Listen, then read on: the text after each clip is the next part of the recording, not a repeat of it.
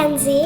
And I'm Carson. We're twins and we're 9. almost 10. I'm Corinne. I'm Doug. I had actually a perfect pregnancy, no morning sickness, no heartburn, no anything. In 26 weeks, I went to the doctor and they cleared me to fly to Florida for work. I came back and I was really swollen, but I just figured it was the humidity from being in Orlando in the middle of May. Finally went to the doctor, and it had been 10 days since I'd been there, and they put me on the scale and I'd gained 30 pounds in 10 days, and my blood pressure was through the roof. And so they sent me across the street to Sacred Heart Hospital, where they admitted me for preeclampsia. My body just wasn't liking all the hormones from the twins, so my body basically started shutting down my kidneys and liver and everything. And 4 days later, I gave birth to these guys. Kenzie was 1 pound, 14 ounces. Carson was 1 pound, 11.8 ounces. And they were about 13 inches long when they were born. The beanie babies that they had were bigger than them. The first week after I delivered, every time I looked at them, I just started crying. And the nurses would come over and, are you okay? What's wrong? What can we help you with? They were great. The equipment looked like a big, clear box with a hole in it. It's really amazing to be able to go somewhere where the kids are comfortable, where it's right up their alley, and where the doctors and nurses are there just for the kids. The doctors were fantastic. Carson had a PDA in his heart, a little hole in his heart, and they thought there might have to be surgery. And I said, no, I don't think we're going to have surgery. And the doctor just said, okay, I believe with you.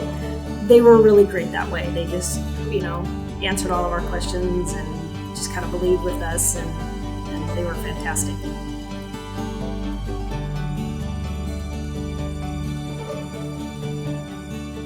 I went in for a routine ultrasound at 22 weeks, and the doctor said he didn't like how things came out. The due date could be off. Let's just recheck everything. Let's just make sure it's nothing scary. He said, okay, I'm pretty sure you're having a baby today. She didn't grow in those 4 weeks. I said, okay, so maybe you should call my husband. He's at work and he should come here. Got here and they explained Amanda's situation, preeclampsia, and it was very, very stressful. And then she was born. They thought she was 1.5 pounds until she came out. They put her on the scale. She was actually 15 ounces at birth. She ended up in the NICU, and she was in there for 4 months. She had a PDA heart valve surgery. She had laser eye surgery and double inguinal hernia surgery in the 4 months that she was there. While we stayed here at Sacred Heart, the staff was great.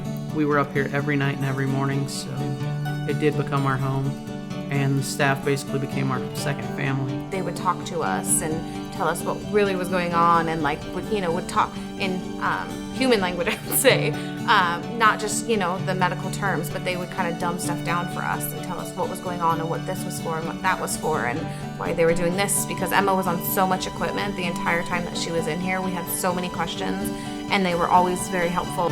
That incubator that she was in was her lifeline, and that's what kept her alive and kept her so she could thrive and get out of here, and we could move on with our lives. And she was in that incubator for at least 3 months, and I don't think she would be here if it wasn't for that.